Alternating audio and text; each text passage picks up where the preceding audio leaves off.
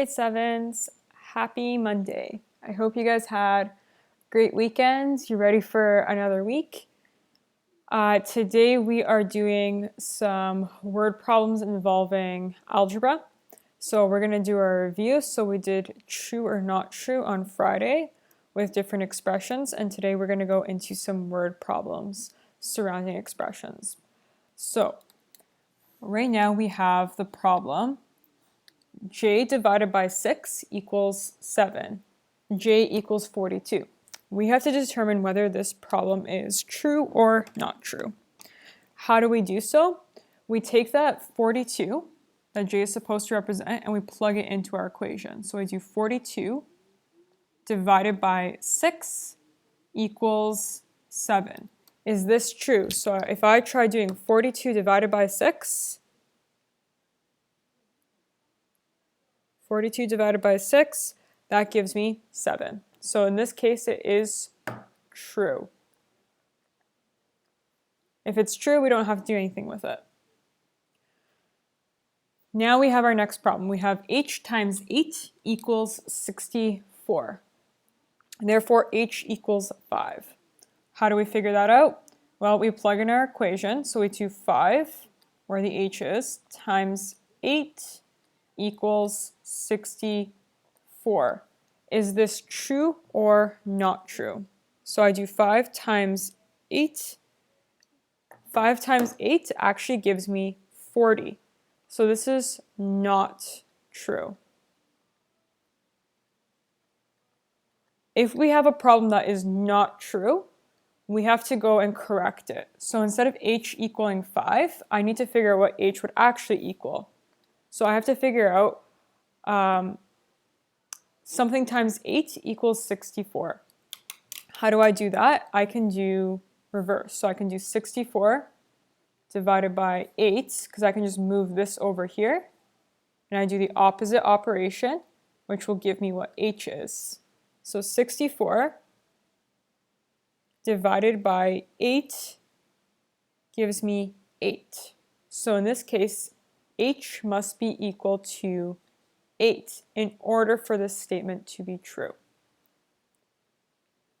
Right? So that's our little bit of a review. So today, like I said, we're going into word problems. Today we're going to do some very basic word problems. With these word problems, you need to know how to write a problem, like write an algebraic expression, and then how to solve it. So like I said, we're going to be doing some more basic ones. So let's say, for example, I was given $50 for my birthday. All right, so I got a $50 bill, and I spent $18 on a new t-shirt. How much money do I have left? In order to figure this out, first of all, we need to put this into an equation. So what we're trying to do is I have $50 originally. That's my original number. I spent 18, so it means I lost $18. How much do I have left? I can just put an equation here or a letter here. So 15 minus 8, I'm trying to figure out how much money I have left, so I'll just put m for money. So 50 minus 18 equals m. So this one's pretty easy because all we have to do is just do 15 minus 18, and that will automatically will give us what m is. So in this case, 15 minus 18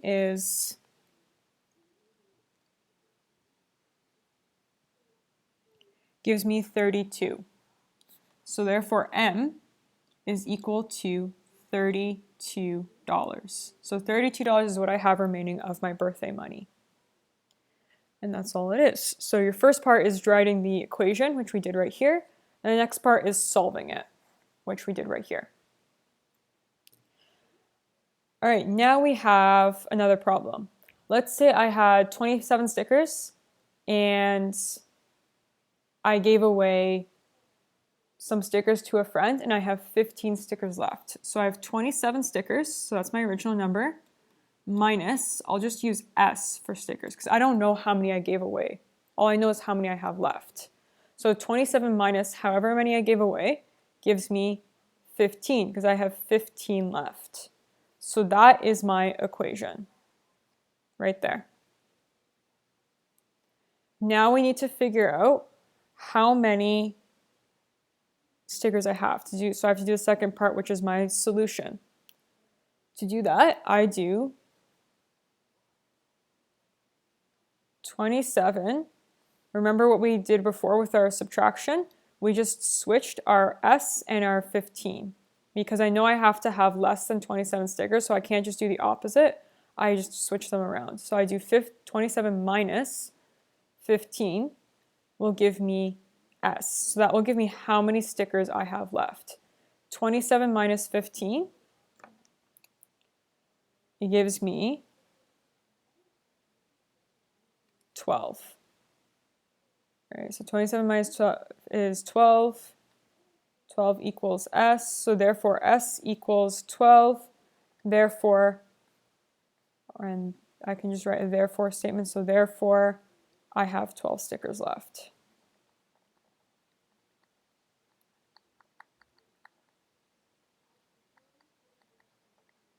And there we are. So the problems you have today are going to be basically addition and subtraction. There's going to be a few word problems, but what you're doing is you're trying to write the equation. So the big thing is like trying to write them in the correct order. So here's another example of a word problem you could have is, let's just erase this, is I have,